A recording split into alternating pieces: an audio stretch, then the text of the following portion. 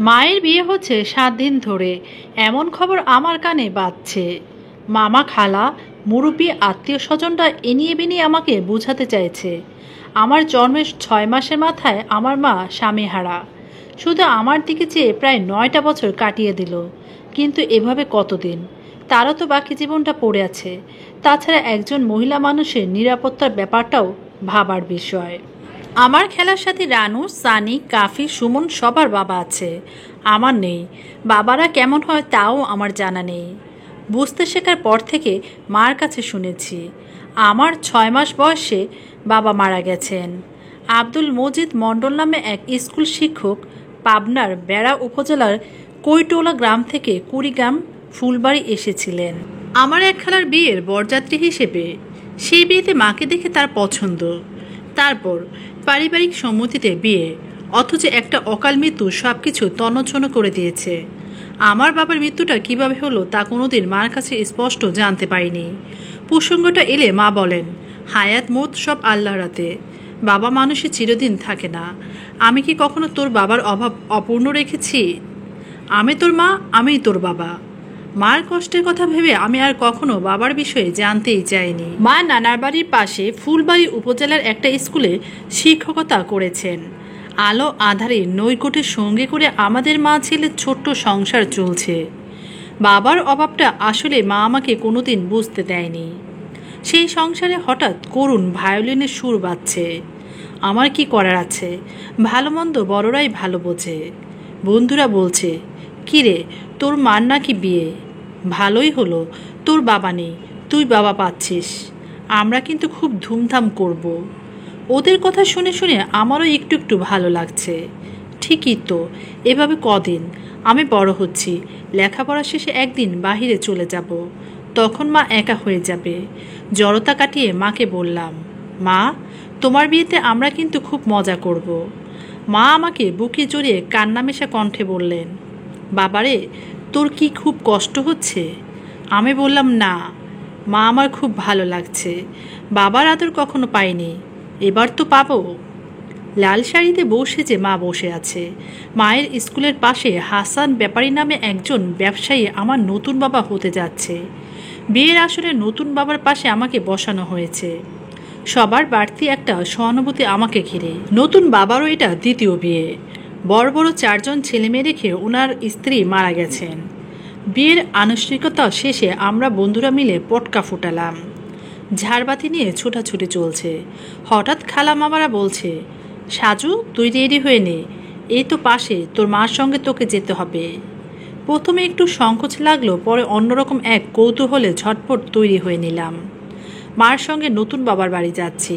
সেখানে আমার মতো আরও 4জন অপেক্ষা করছে, যারা আমার মাকে নতুন মা হিসেবে পাবে। এতদিন আমিই ছিলাম আমার মায়ের একমাত্র সম্বল, অথচ আজ থেকে আমার মা ভাগ হয়ে যাবে। এরপর কি আমার মা আমাকে আগের মতো আদর করবে? বা আমার নতুন বাবা কি আমাকে তার নিজের সন্তানের মতো আপন করে নিতে পারবে? নানান ভাবনার দোলাচাপায় আমরা নতুন বাবার বাড়িতে পৌঁছালাম। আমার মাকে বউ হিসেবে পেয়ে নতুন বাবার বাড়িতে আনন্দ উৎসব বইতে শুরু হলো। মা নতুন সংসার নিয়ে ব্যস্ত। দিন যত যাচ্ছে মায়ের সঙ্গে আমার দূরত্বটা তত বাড়ছে। বাবাকে নিয়ে কল্পনায় যে স্বপ্ন এঁকেছিলাম তার স্বপ্নই থেকে যাচ্ছে। মনের গহীনে প্রত্যাশার ফানুসটা ডানা মেলে উঠতে চাইছে। কদিন পর মাকে রেখে নানা বাড়ি চলে এলাম। মাও বুঝতে পেল ভেতরে একটা অভিমান আমি পুষে যাচ্ছি। ক্রমশ মন খারাপের একটা পৃথিবী আমাকে হাতছানি দিয়ে ডাকছে। এভাবেই চলতে থাকা সময় একদিন জানতে পেলাম আমার মা আবার মা হচ্ছেন। অল্প বয়স থেকে বিষাদের যে ছায়াটা পিছু নিয়েছে তা যেন ছাড়তেই চাইছে না। কিছুই ভালো লাগে না। মা ডেকে পাঠায়। খানিক অভিমান ভুলে মার কাছে ছুটে যায়। মার ছোঁয়াতেই চারিদিকে সব আলোয় ভরে যায়। মা ছাড়া আমার কি আছে? মার বুকে মুখ লুকিয়ে বলি, মা, তুমি আমাকে একটু আদর করো মা। বাবা নেই, তুমিও দূরে সরে যাচ্ছ। আমি যে বড় একা হয়ে যাচ্ছি মা। আমি কার ভরসায় বেঁচে থাকবো মা? মা বলে, বাবা, মন খারাপ করিস না, মন দিয়ে পড়। কুড়িগ্রাম শহরে তোর মেজো মামা থাকে, ওইখান থেকে তোর পড়ালেখার ব্যবস্থা করা হয়েছে। কুড়িগ্রামে মেজো মামার বাড়িতে উঠেছি। খলিলগঞ্জ হাই স্কুলে আমাকে ভর্তি করানো হয়েছে। আদর শাসন ভালো মন্দ যত্ন করে শেখার ঘাটতি নিয়ে দিন চলছে। সহপাঠীরা তাদের সুনিশ্চিত ভবিষ্যতের পূর্ব নকশায় ব্যস্ত, আর আমি ভাষা একটা সম্ভাবনা নিয়ে কোনো রকম এগোচ্ছি। যে এগোনোয় কোনো উচ্ছ্বাস নেই, কোনো আনন্দ নেই, শুধু শূন্যতা আর শূন্যতা। নির্লোভ সময়ে ছুটে চলায় মায়ের সংসার বাড়ছে, আর আমাকে ঘিরে জমে থাকা হতাশা ক্রমশ তেতে উঠছে। এক রাজ্য নিরাশার মাঝে স্কুল কলেজ শেষে গ্র্যাজুয়েশন কমপ্লিট হলো। উচ্চতর ডিগ্রি নেওয়ার স্বপ্ন অনেক আগে মলিন হয়ে গেছে। এখন শুধু মাথায় কিছু একটা করার কথাই অনবরত ঘুরপাক খাচ্ছে। নিয়মিত পত্রিকায় চাকরির বিজ্ঞাপন দেখছি। সমাজসেবা অধিদপ্তরে উচ্চমান সহকারী পদে দরখাস্ত করলাম। যথারীতি লিখিত পরীক্ষার কার্ডও পেয়ে গেলাম। রাজশাহী পিএন গার্লস স্কুলে লিখিত পরীক্ষা হবে। কুড়িগ্রাম থেকে রাজশাহী যাওয়ার সরাসরি বাস নেই, তাই রংপুর হয়ে রাজশাহী যাওয়ার পরিকল্পনা চূড়ান্ত হলো। মার কাছে বিদায় নিয়ে কুড়িগ্রাম থেকে রংপুর বাসে উঠলাম। রংপুর বাস টার্মিনাল থেকে সরাসরি রাজশাহী বাস পেয়ে গেলাম। জানালার পাশে সিট। আমার ডান পাশে ফিটফাট মাঝবয়সী এক ভদ্রলোক। বাস চলছে। খোলা জানালায় ঝিরঝির বাতাস আর সবুজের সমারোহ চোখ পেতে ইন্টারভিউয়ের কথা ভাবছি। এই প্রথম চাকরির জন্য পরীক্ষা দিতে যাচ্ছি। প্রস্তুতি মোটামুটি। জানি না কপালে কি আছে। হঠাৎ পাশে বসা ভদ্রলোক জিজ্ঞেস করছে, রাজশাহীতে পড়ো নাকি বাবা?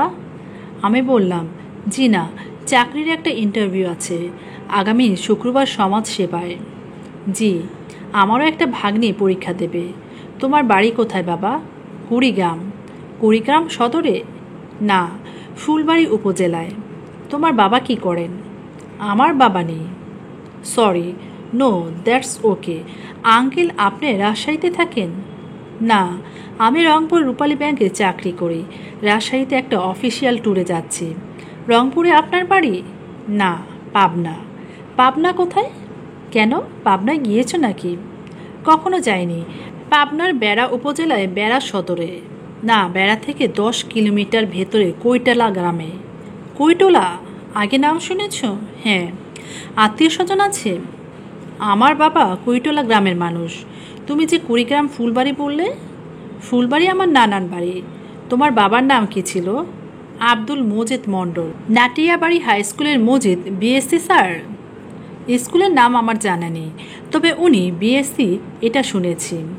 কৈটলায় আব্দুল মজিদ মণ্ডল বিএসসি নামে একজনই আছেন। মজিদ বিএসসি, সবাই এই নামে চেনে। আমাদের বাড়ির কাছে স্যারের বাড়ি, কিন্তু উনি তো বেঁচে আছেন। আপনি হয়তো অন্য কারো কথা বলছেন। আমার বাবা আমার 6 মাস বয়সে মারা গেছেন। কোথায় যেন একটা গণ্ডগোল হচ্ছে। তুমি কি নাম ঠিকানা সঠিক বলছো? তাছাড়া স্যারের তো কোনো ছেলে নেই, ওনার 3 মেয়ে। তবে হ্যাঁ, রংপুর অঞ্চলে স্যার একটা বিয়ে করেছিলেন, এটা জানি। সে বিয়েটা বেশি দিন টিকে নেই। পরে উনি ওনার চাচাতো বোনকে বিয়ে করেছেন। বাবা, তুমি কিছু মনে না করলে একটা কথা বলি? জি বলেন। তুমি তোমার মায়ের কাছে ভালো করে ঠিকানাটা জেনে নিও। যদি সত্যি কৈটালার আব্দুল মজিদ মণ্ডল হয়, তাহলে তুমি দেরি না করে তাড়াতাড়ি বেড়া চলে যাও। স্যার এখনও বেঁচে আছেন, তবে উনি দুরাগ্য অসুখে ভুগছেন। যে কোনো সময় হয়তো চলে যাবেন। না আঙ্কেল, আপনি অন্য কারো কথা বলছেন। আমার বাবা বেঁচে নেই। বুঝতে পারছি না, হয়তো আমার ভুলও হতে পারে।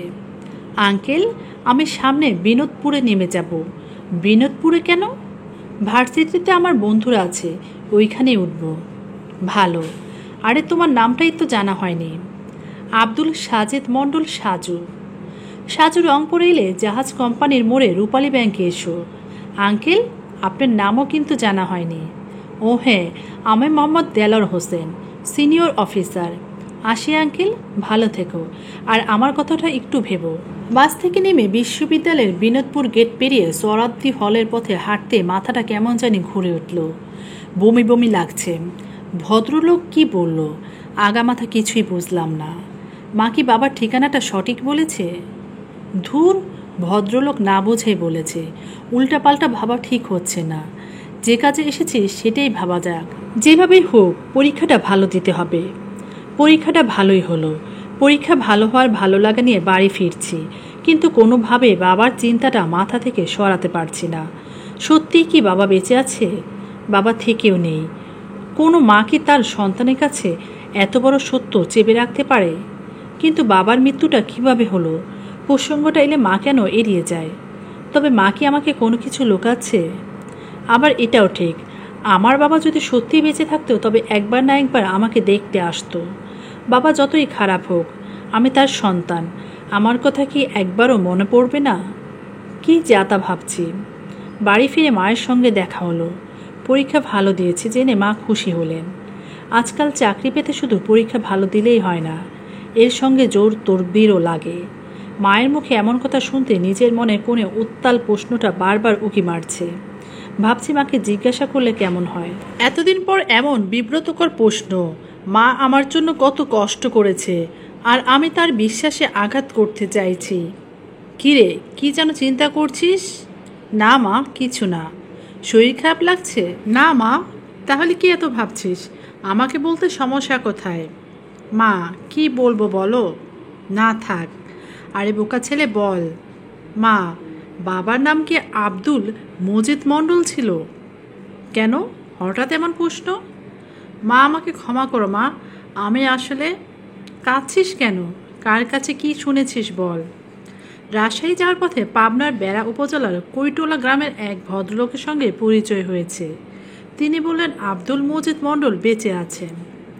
আমি অবশ্য বলেছি আপনি ভুল বলছেন, আপনি হয়তো অন্য কারো কথা বলছেন। উনি ঠিকই বলতে পারেন। মানে? তোর বাবা বেঁচে থাকতে পারে, তবে সে আমার কাছে অনেক আগে মৃত। এইভাবে কেন বলছো মা? প্লিজ খুলে বলো মা। তোর 6 মাস বয়সে যখন জানলাম সে আবার বিয়ে করেছে, তখন থেকে সে আমার কাছে মৃত। খবরটা জানার পর আমি আর একদিনও দেরি করিনি, সঙ্গে সঙ্গে ডিভোর্সের কাগজ পাঠিয়ে দিয়েছি। আমার জন্যই যখন এত অশান্তি, আমি তাকে মুক্তি দিলাম। আমি জানি এরকম প্রশ্নের সামনে একদিন আমাকে পড়তে হবে, তাই নিজেকে আগে থেকেই তৈরি করে রেখেছি। আরও আগেই তোকে জানাতাম, কিন্তু তুই ছোট, কষ্ট পাবি, তাই জানাইনি। ভালো হলো আজ জানতে চাইলি, তাই জানালাম। আমার মাথা থেকে বড় একটা বোঝা সরে গেল। কিন্তু মা, কেন এমন হলো? এর উত্তর আমার জানা নেই, তোর বাবার জানা থাকতে পারে। আমি শুধু জানি আমার তখন কম বয়স। সেই বয়সে একটা মেয়ে আবেগে ভাসতে পারে, জেদের বশবর্তী হয়ে ভুল ত্রুটি করতে পারে, কিন্তু তার শাস্তি এত কঠিন। তাদের পছন্দ মতো বিয়ে, অথচ বউ সেজে প্রথম শ্বশুরবাড়ি গিয়ে শুনলাম ওনার এক চাচাতো বোনের সঙ্গে বিয়ে পাকাপাকি হয়েছিল। শুধু আমার কারণে সব ভেস্তে গেছে। কোনো মেয়ের পক্ষে এমন অপবাদ সহ্য করার মতো নয়, তাই অভিমানে অপমানে অনেকটা জেদ করে আর পাবনা ফিরে না যাওয়ার সিদ্ধান্ত নেই। তোর বাবা কুড়িগ্রামে আসতো, অথচ আমাকে ফেরানোর জোরালো কোনো চেষ্টাই করলো না। ভাবটা এমন আপদ গেলেই বাঁচে। তবু বুকে পাথর বেঁধে সময়গুলো পার করলাম, ধরে নিলাম দোষ আমারই। কিন্তু তোর কি অপরাধ? কোনো বাবা তার সন্তানকে এইভাবে দূরে ঠেলে দেয়? তুই এত বড় হলি, সে কি তোর দাবি নিয়ে একবারের জন্য হলো তোর সামনে আসতে পারতো না? এখন তুই বল, বাবা সে আমার কাছে মৃত ছাড়া আর কি হতে পারে? তুই তোর বাবার ঠিকানা পেয়েছিস, যা খুশি করতে পারিস, আমার কিছু বলার নেই। আমি শুধু আমার বুকের ধন আগলে রাখার জন্য এত বড় মিথ্যার আশ্রয় নিয়েছি। মা, বাবার মৃত্যুর প্রহর গুনছে, যে কোনো সময় চলে যাবেন। আমি শেষবারের জন্য হলো বাবাকে দেখতে চাই। তোমাদের ভুলে আমি আর ভুল করতে চাই না। কাল সকালে পাবনা যাচ্ছি। ঠিক আছে, যা। পরদিন সকাল 11টায় কুড়িগ্রাম থেকে সরাসরি বগুড়ার বাসে উঠলাম। ওখান থেকে পাবনা যাওয়ার গাড়ি আছে, বাস কন্ট্রাক্টর জানালো। পৃথিবীতে আমার মতো এমন দুর্ভাগা আর কেউ আছে কিনা সে চিন্তা মাথায় ভেসে বেড়াচ্ছে। নিজের কাছে নিজেরই অবাক লাগছে। এই 21-22 বছর বয়সে এসে জানা হলো আমার বাবা বেঁচে আছে। আমি বাবাকে খুঁজতে যাচ্ছি, জানি না শেষ পর্যন্ত আদৌ আমি আমার বাবার মুখ দেখতে পারবো কি না। যদি পাই, তখন বাবা কি আমাকে চিনতে পারবেন, বা তিনি আমাকে তার সন্তান হিসেবে মেনে নেবেন? এতদিন ধরে জানতাম আমার বাবা নেই, সেই দুঃখ সেই কষ্ট এক ধরনের। কিন্তু আজ যদি আমার বাবা থেকেও আমার স্বীকৃতি না মেলে, তিনি যদি আমাকে চিনতে না পারেন, তখন সেই কষ্ট বা দুঃখে কোথায় সান্ত্বনা খুঁজে পাব? বগুড়া পৌঁছে পাবনা নগরবাড়ি বাস পেলাম। নগরবাড়ি লাস্ট স্টপেজ, তার 2 স্টপেজ আগে বেড়া। বেড়া পৌঁছাতে বিকেল হয়ে গেল। কাছেই কৈটোলা। কৈটোলার চিৎকারটা কানে এলো। দেখলাম লোক ভর্তি একটা ভ্যান দাঁড়িয়ে আছে। সামনে এগোতেই ভ্যানওয়ালা বলছে, ভাই কৈটেলা যাবেন নাকি? আমি বললাম, কৈটলা যাওয়ার অন্য কোনো ব্যবস্থা নেই? ভ্যানওয়ালা একগাল হেসে বলল, একটু পরে এটাও পাবেন না, গেলে ওঠেন, একজন বসতে পারবে। কি আর করা, অজ্ঞতা ঠাসাঠাসি মাঝে বসে পড়লাম। পাশে একজন বললেন, কৈটলা কার বাড়ি যাবেন? আমি বললাম, মজিদ, বিএসসির বাড়ি। উনি তো খুব অসুস্থ, ক্যান্সার হয়েছে, গত সপ্তাহে ঢাকা থেকে এসেছেন। ডাক্তার বাঁচার আশা ছেড়ে দিয়েছেন। দেখতে এসেছেন বুঝি? জি। কতক্ষণ লাগবে? ভাঙা রাস্তা, 1-1.5 ঘন্টা লাগবে। অসুবিধা নেই, ওনার বাড়ি আঙিনা দিয়ে ভ্যান যাবে। নামেন নামেন, মজিদ বিএটিসি মাস্টারের বাড়ি নামেন। ওই যে মুরব্বী দাঁড়িয়ে আছে, উনি মাস্টারের ছোট ভাই। আসসালামু আলাইকুম। ওয়ালাইকুম আসসালাম। কে বাবা তুমি? আমি কুড়িগ্রাম থেকে এসেছি। আরে তুমি সাজু না? আপনি আমাকে চিনলেন কিভাবে? গত মাসে ভাইজানকে নিয়ে কুড়িগ্রামে গিয়েছিলাম। ওনার শেষ ইচ্ছে তোমাকে একবার দেখার, তাই দূর থেকে তোমাকে দেখে চলে এসেছি। ভাইজান অবশ্য এর আগেও তোমাকে কয়েকবার দেখে এসেছে। তুমি এসেছো, খুব ভালো হয়েছে। চলো চলো বাবা, ভেতরে চলো। ভাইজান ভাইজান, দেখেন আপনার ছেলে এসেছে। কে? সাজু? আমার সাজু? আয় বাবা, কাছে আয় বাবা, তোর পথ চেয়ে আছি, আল্লাহর কাছে প্রার্থনা করছি, হে খোদা তুমি আমার সাজুকে কাছে এনে দাও। মন বলছে তুই আসবি, তুই এসেছিস বাবা, এখন মরেও শান্তি পাবো। বাবা তুমি এমন করলে কেন?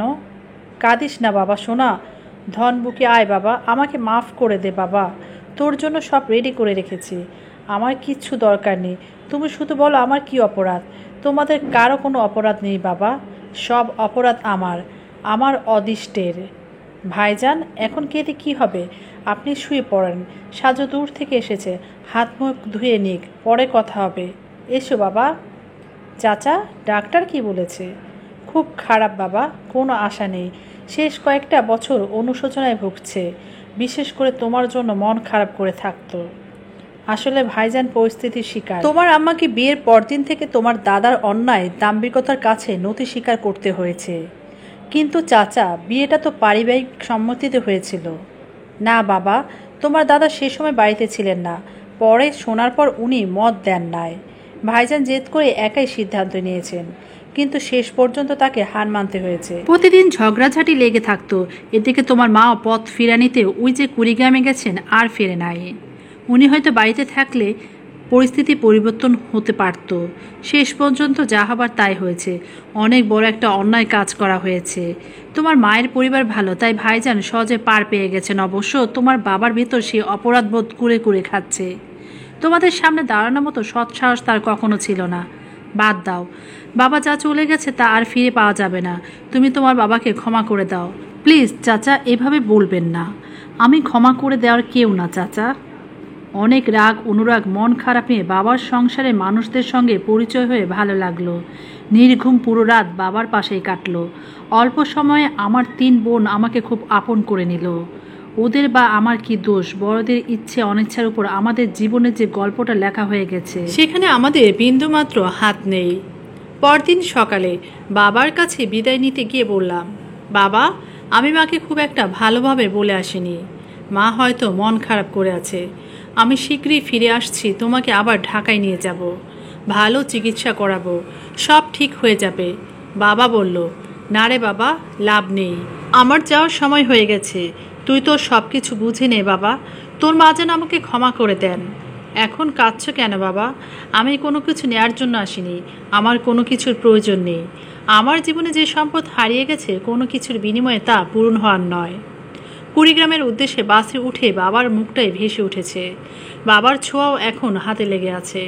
এই জীবনে এই প্রথম দেখা, অথচ মনে হলো অনেক আগে তাকে দেখেছি। বাবার বুকের স্পন্দনটাও কত চেনা। কৈটলা গ্রামের বাবার বাড়িটার এর আগে কতবার যেন এসেছি। বাবা মা আমি রং তুলিতে আঁকা ছবির মতো একটা সংসার আমাদের হতে পারত, অথচ সব ভাঙচুর হয়ে গেল। এতদিন পর বাবাকে পেয়েও পাওয়া হলো না, মা থেকেও নেই। মানুষের জীবনে ছোট্ট একটা ভুল, ছোট্ট একটা খামখেয়ালির আড়ালে যে বড় খেসারত, কোনো মূল্যের বিনিময়ে তা পরিশোধ হয় না। আমাদের এই সমাজ ব্যবস্থায় আমি না হয় আমার মনের ভেতরে চেনা ঝড়টা নিয়ে কোনো না কোনোভাবে বাকি জীবনটা উড়ে যাব, কিন্তু আমার জায়গায় কোনো একটি মেয়ের জীবনে যদি এমন অভিজ্ঞতার সামনে পড়তে হতো, তখন তার অবস্থা কতটা নির্মম হতো সেটা ভাবাই যায় না। সারাটা জীবন লাঞ্ছনা বঞ্চনা, লজ্জা, হতাশা, অসহায়ত্ব, তাচ্ছিল্য, করুণাকে ঘিরে তার সংগ্রাম চলত। একটা পর্যায়ে হয় সে হেরে যেত, না হয় নিবু নিবু আলোয় কোনো রকম বেঁচে থাকতো। সে বেঁচে থাকার প্রতি পদে পদে চড়া মাসুল গুনতে হতো, যেন জন্ম নেওয়াটাই তার বড় অপরাধ, বড় পাপ। শত হতাশার মাঝে ক্রমশ যে অন্ধকার পথ আমাকে হাতছানি দিয়ে ডেকেছে, সেখান থেকে আমি নিজেকে নিয়ন্ত্রণ করেছি, কোনোভাবে মুক্তির পথ দেখেছি। কিন্তু অনেকের বেলায় তা অনেক দুর্বোধ্য হতো।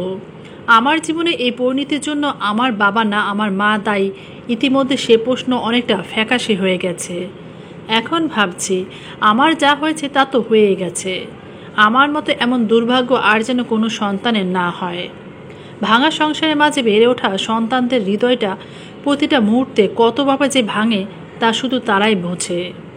কুড়িগ্রাম অভিমুখে বাস ছুটছে, আকাশে শুভ্র মেঘের ভেলা চোখে ভাসছে। সেই মেঘের ভেলায় লাল শাড়িতে বউ সেজে মায়ের বিয়ে দেখার সীমাহীন কষ্টটা ভাসিয়ে দিলাম, আর যেন কখনো ফিরে না আসে। গল্পটি ভালো লাগলে অবশ্যই চ্যানেলটিকে সাবস্ক্রাইব করবেন, লাইক কমেন্ট শেয়ার করে পাশে থাকবেন। ধন্যবাদ।